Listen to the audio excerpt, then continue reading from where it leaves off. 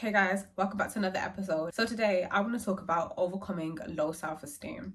And I really want to talk about this because for a long time I was navigating life with low self-esteem. I didn't exactly realize I had low self-esteem until I became intentional about my healing journey, and I started to break down some of the experiences I was having, and I started to realize some of the experiences that I had, some of the things that I allowed and accepted to happen in my life were a direct reflection of how I felt about myself, my self-esteem, my self-worth, and what I believed I truly deserved. So basically, low self-esteem is when you think very little of yourself, like you don't place yourself in high regard. So that means that some of the experiences that you have, how you feel about yourself, how you talk to yourself, and the things that you accept and allow in your life, they are a direct reflection of how you feel about yourself. So if you have low self-esteem and you have a negative self-perception, you're likely going to treat yourself in unkind ways. You're going to do things and talk to yourself unkindly. You're going to treat yourself unkindly. You're going to be highly critical of yourself. You're not going to really compliment yourself, be kind to yourself, be compassionate with yourself, and just treat yourself like you would someone that you really care about and love thoroughly. When you love someone and you care about someone, you're likely to treat them in good ways. But when you don't extend that same love to yourself and you don't see yourself in high regard, you're not going to treat yourself in the same way you would someone else. One of the main experiences is just generally how you feel about yourself and how you navigate in the world, and then also that pours into the relationships that you have with other people. So that could be relationships with your family, friends, and then your intimate relationships as well. The type of people that you attract, the type of people that you entertain and allow to continue to hold a place in your life. So honestly, your self-esteem is pinnacle to some of the experiences that you're going to have in the world. And as someone who navigated with low self-esteem for the longest time, I can honestly say that the realization that I had low self-esteem was kind of painful, because it was having to admit to myself that I didn't love myself or see myself in high regard. I didn't view myself as someone who was worthy of good experiences, worthy of love, worthy of, people treating me in the right ways. I wouldn't say that I was okay with mistreatment, but I accepted and allowed mistreatment. I allowed myself to be disrespected in certain ways, to be disposable, to be used, a doormat in certain instances. One thing you'll notice about me, I love to get to the root cause of a lot of things, because that was how I was able to kind of start my healing process, and that's how I was able to break down some of my patterns and behavioral traits and some of the things that I did that wasn't contributing to my growth. When I say get to the root cause, a lot of the time our low self-esteem stems from somewhere. It came from somewhere, and it most likely came from some of our childhood experiences, some of the trauma that we had, some of the difficult moments, or it come from other people telling us things or feeding us narratives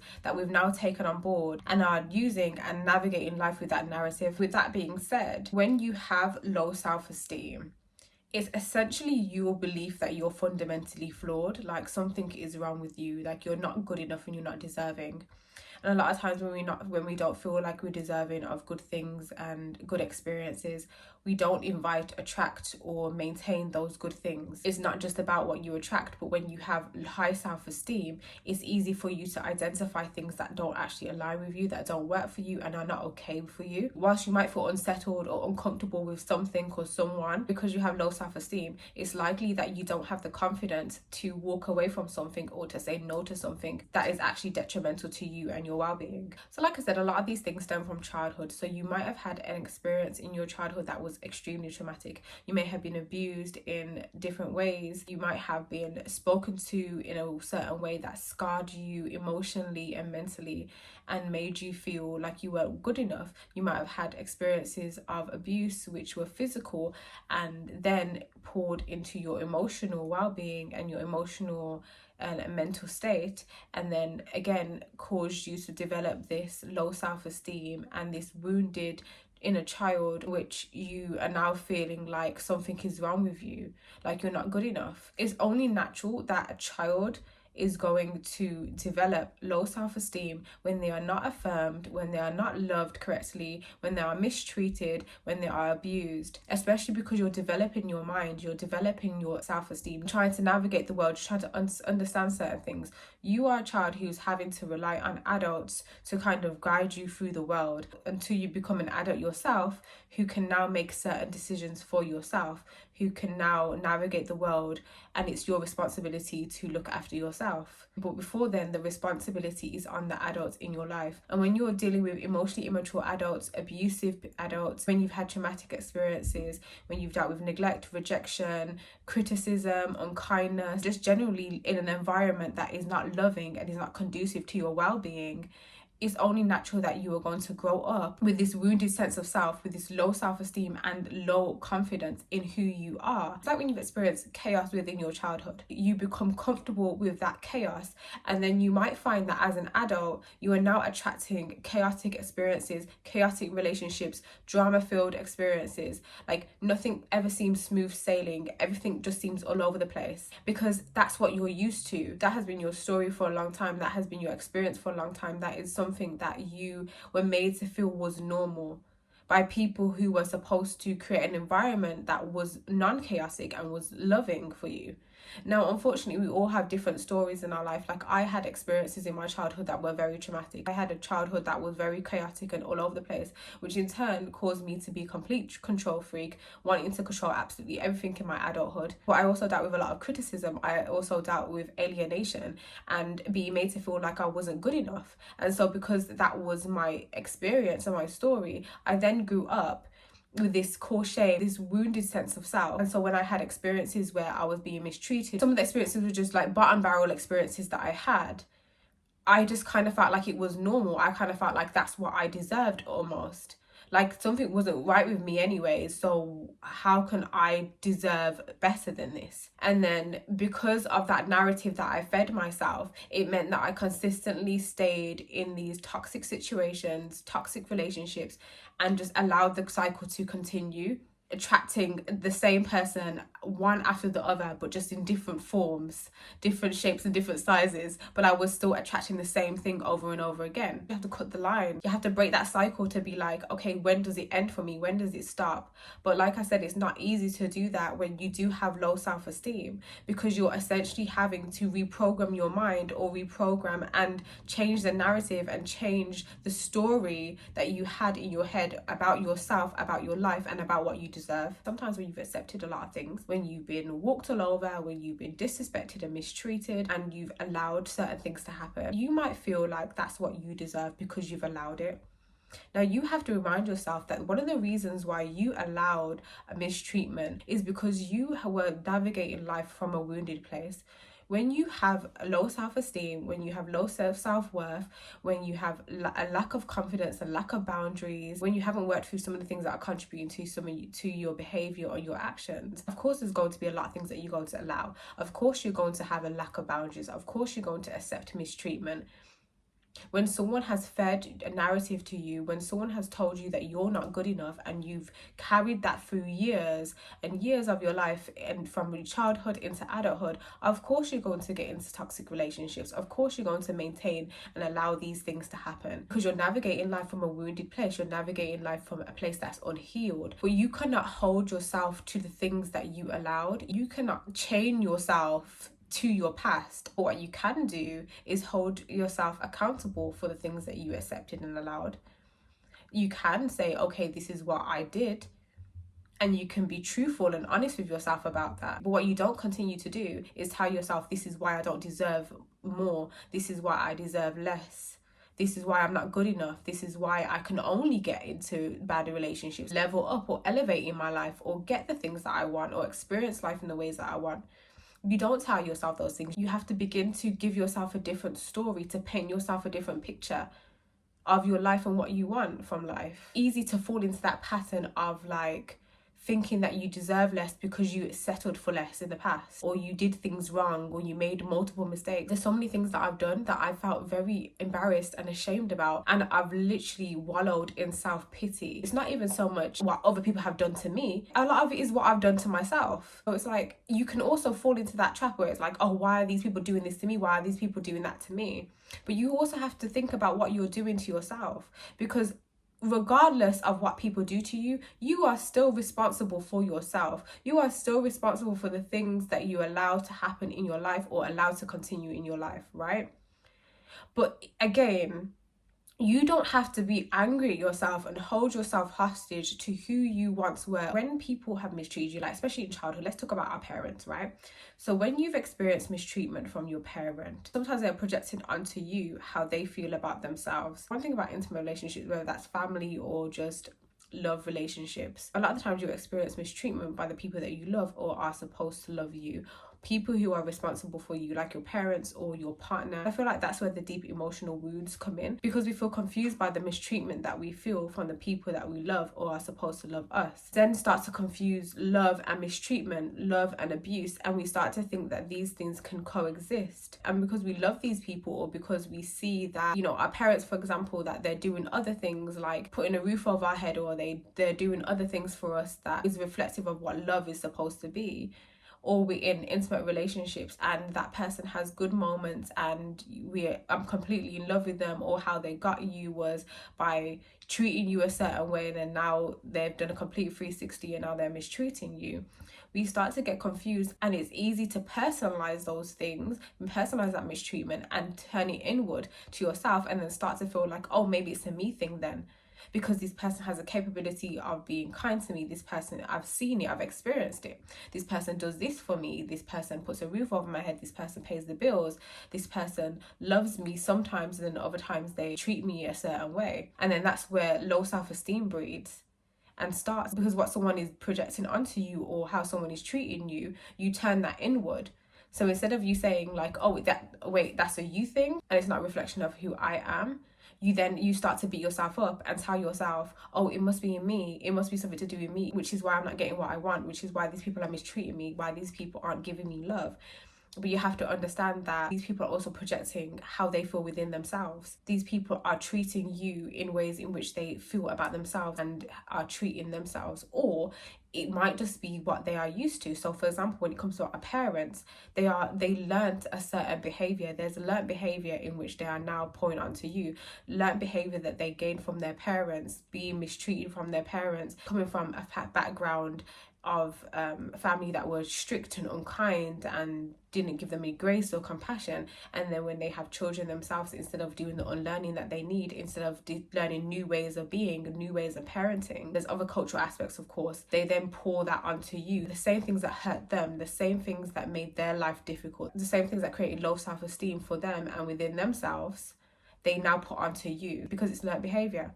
It's the only way they know how to navigate life. It's the only way they know how to do things. Sometimes, you know, the people that we love or care about, when they are navigating life with low self-esteem, that's what they are used to. They are used to navigating life with low self-esteem, so it's difficult for them to change their ways of being. They're used to navigating life in a certain way with a certain mindset. It's so natural to personalize mistreatment. It's so natural to take on board the things that we were told by other people, the narratives we were fed by our family members or parents, and certain things that we've dealt with in relationships. It's so easy to personalize these things, but what it does take is you having that self-awareness and that patience with yourself, and also that first step of saying, I want to actually work through this low self-esteem that I have. I actually want different for my life. But one thing that it's important to do is also get clear on the things that you want, because sometimes when you're not clear on the things that you want, it's difficult for you to take a step forward into getting what you want, because you always have to start from somewhere, and sometimes where you start is just having that awareness of what you want from life. And if you are tired and over having the same experiences over and over again, meeting the same person in different ways over and over again, maybe it's time for you to become clear on your self-esteem and whether it is high enough, or to be honest with yourself about whether you think that you truly deserve good things in life. And when you find that answer, because if you're watching this video, it's likely you probably know and you're battling with your self-esteem, it's time for you to think about where that stemmed from. Who told you that you wasn't good enough? What things did you experience that made you feel that you weren't deserving, that you weren't worthy, that you don't deserve love, that you don't deserve kindness? Who told you that you are allowed to be mistreated? Who told you that your loved ones or people that say they love you are supposed to mistreat you as well, who are supposed to abuse you, and you're just supposed to take it? There must have been something that created that low self-esteem. That low self-esteem may not have come from you, But the problem is that when we continue navigating life with low self-esteem, we then feed it and then continue to grow that low self-esteem, and then it just pours into so many aspects of our lives, and then we continue to then feed ourselves this narrative or belief that we're not good enough because we're consistently having the same experiences, we're consistently attracting the same things over again, and nothing's changing. So when you get to a certain age, it is your responsibility to identify your low self-esteem and to say, okay, let me figure this out. Let me get clear on who I am, where this came from, what I experienced. In turn, what I want from life, what I need and what I desire. Sometimes your journey just takes a little patience, a little self-understanding and self-compassion. And just taking responsibility for yourself, but also identifying where you didn't go wrong. Where this all began, created this internal wound inside you or this emotional trauma. It's okay to say, it didn't start from me. But then it's also okay to say, I have been maintaining this. One of the things that changed a lot for me was me actually becoming clear on what I deserved. I had to specifically think about what I wanted my life to look like and what I wanted my relationships to look like. What would I want for my children as well?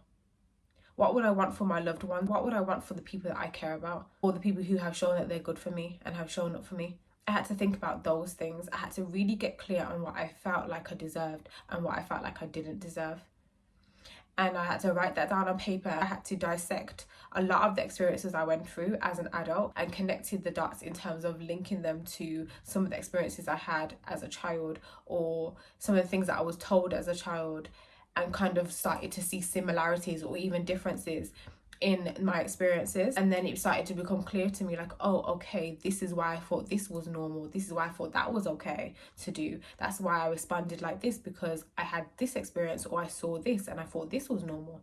So it's like having to really dissect and give yourself that self-awareness. And when you see it, when you write it down, you're like, oh, no, that's actually not normal. Like, that's actually not okay. Because sometimes we forget the things that we've been through.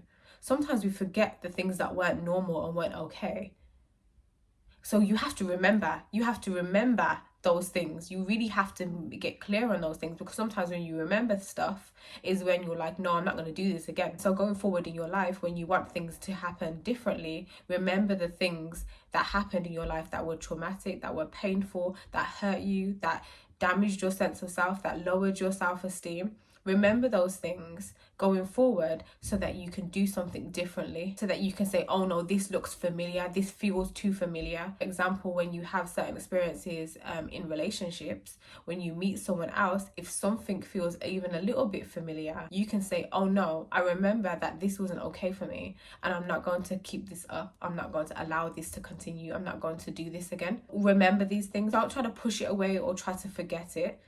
Remember it so that you're able to have it in your awareness and your conscious awareness, so that you can do something differently when something similar or when someone similar comes about. Ultimately, you have to show up for yourself. You have to show yourself that you have your back, that you have your best interests at heart. Care for yourself and you like who you are, even if you've been through difficult experiences, even if you've accepted bad things. Every single day you still have to make promises to yourself, and you have to try to keep them promises to yourself. Give yourself the ability to be patient and give yourself time to build your self-esteem up again after going through traumatic experiences, after coming out of a difficult experience, or after coming out of a breakup. It's not going to be an overnight change where you're like, oh, finally I've got high self-esteem. Because a lot of the times within that process of working through those things, you probably will fall short of your expectations. You probably will make mistakes or revert back to an old habit or old mindsets or patterns, because remember, you're still trying to unlearn certain things. You're still trying to change your story and paint a different picture. So when you do fall short, when maybe you do make a mistake, you give yourself the ability to take responsibility for it, to acknowledge it, to take accountability, but also be compassionate about yourself on your journey, and then vow to do something differently, vow to do a little bit better, vow to maybe say no this time. Give yourself a challenge, like, I'm not going to do this today, I'm going to say this differently and see how I feel, or see what comes up for me when I respond in a different way. Do I feel empowered? Do I feel a bit scared, worried, anxious, a little bit embarrassed? Whatever it is, taking note and being in tune with yourself, being in tune with your body, and being in tune with how something or somebody makes you feel. We empower ourselves when we make promises and keep them. We also empower ourselves when we do fall short, but still get up and continue to do things differently and continue to make changes, because Lord knows, like, even though I'm where I am emotionally and mentally, spiritually, there's times where I feel like I want to revert back to old patterns of behavior, to be petty or respond in a certain way. Or sometimes I still feel a little bit hurt by some of the things I experienced or some of the things that I did. Sometimes I reminisce on like certain past experiences and I'm like, oh, you know, why did I do this? And I feel the type of way. So it's natural. You can get to a place where you feel like you have the highest self-esteem, and you might still feel the type of way, because that's the ebbs and flows of life. That is the journey that we have sometimes. That's the experience that we have in this life sometimes. It's just how it is.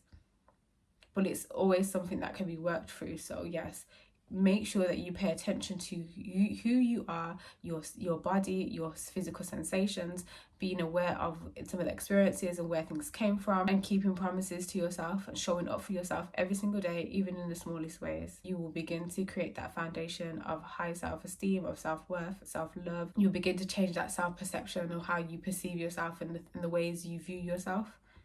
And also think about the ways in which you talk about yourself as well. That's very important. When you have high self-esteem, you are able to give yourself love and compassion, to treat yourself with kindness and give yourself the affirmations that you need. Change also happens with affirmation.